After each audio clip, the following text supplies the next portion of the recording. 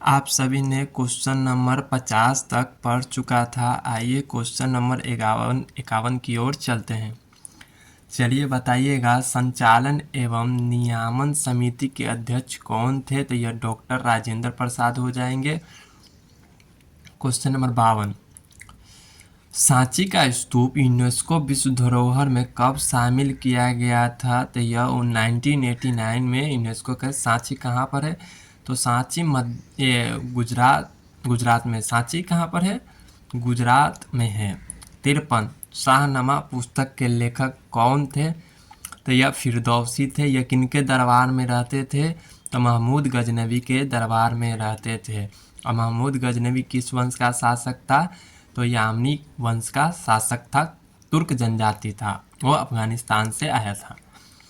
Question number 54, निद्रा रोग का रोगवाहक कौन है? तो यह सीसी मक्खी है। देखिए ऊपर, पापा काम पर सोते हैं। यह प्रोटोजुआ से होने वाले रोग है, जैसे पायरिया, कालाजार, मलेरिया, पेचिस, निद्रा रोग। चलिए क्वेश्चन नंबर 55 की ओर बढ़ते हैं। विटामिन B2 का रासायनिक नाम क्या है? विटामिन बी कॉम्प्लेक्स है, जिसमें से विटामिन B2 का नाम राइबोफ्लाविन है। B1 का थायमिन कहा जाता है। क्वेश्चन नंबर 56, अनुच्छेद 32 में सर्वोच्च न्यायालय कितनी रिट जारी कर सकता है? तो यह 5 प्रकार के रिट जारी कर सकता है। अब बाबा साहेब अम्बेडकर ने इसे संविधान का आत्मा कहा है। क्वेश्चन नंबर 57, राष्ट्रीय मसाला अनुसंधान केंद्र कहाँ स्थित है? तो यह कोझिकोड केरल में स्थित है।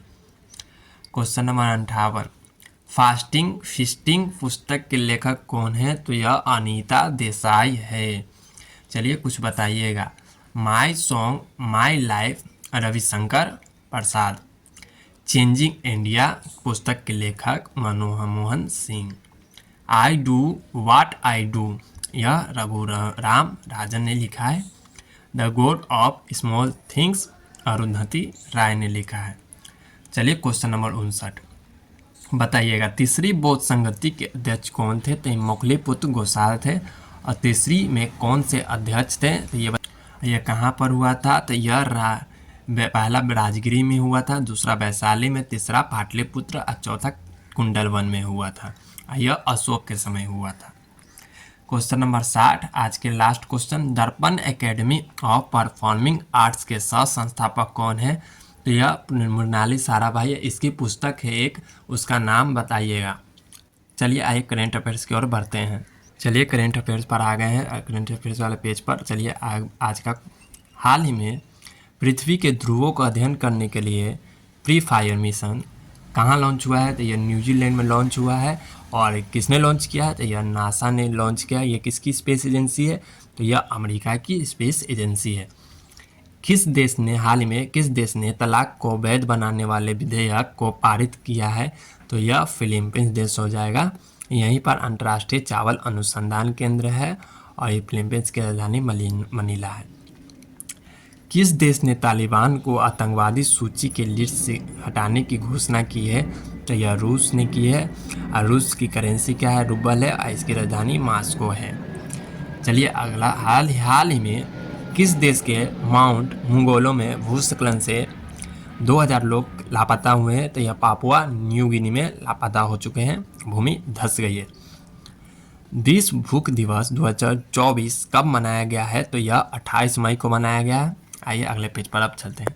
चलिए बताइए, हाल ही में नार्वेस्टर का अध्ययन करने वाला भारत का पहला शोध केंद्र कहाँ प्रारंभ होगा? ओडिशा में। ओडिशा की राजधानी भुवनेश्वर है। यहाँ पर एक फेमस झील है, सबसे खारे पानी का झील चिल्का, ओडिशा में है, लेगुन झील है यह। एशिया प्रशांत और मध्य पूर्व चीन एयरपोर्ट्स रिकॉग्निशन 2024 से रजत पुरस्कार से किसे सम्मानित किया गया है? तो नई दिल्ली को, बेंगलुरु और लखनऊ एयरपोर्ट को सम्मानित किया गया है। नेक्स्ट, हाल ही में शारजाह शतरंज चैलेंजर्स 2024 का खिताब किसने जीता है? तो यह दिव्या देशमुख ने जीता है। गेल इंडिया लिमिटेड का पहला ग्रीन हाइड्रोजन प्लांट हाल ही में कहाँ प्रारंभ हुआ है? तो यह मध्य प्रदेश में प्रारंभ हुआ है। एक्सपोर्ट किसको करेगा? श्रीलंका को करेगा। वैकासी विशाखम उत्सव कहाँ मनाया गया है? तो यह तमिलनाडु में मनाया गया है। और यहीं पर एक कन्याकुमारी जगह का नाम है जो भारत का दक्षिणी बिंदु है। यह तमिलनाडु का कैपिटल जो है वह चेन्नई है। कल आपसे क्वेश्चन पूछे थे कि दुनिया का सबसे बड़ा महाद्वीप कौन सा है, तो वो उसका उत्तर सही एशिया हो जाएगा। चलिए आज का क्वेश्चन बताइएगा कमेंट में कि भारत का क्षेत्रफल कितना है। धन्यवाद।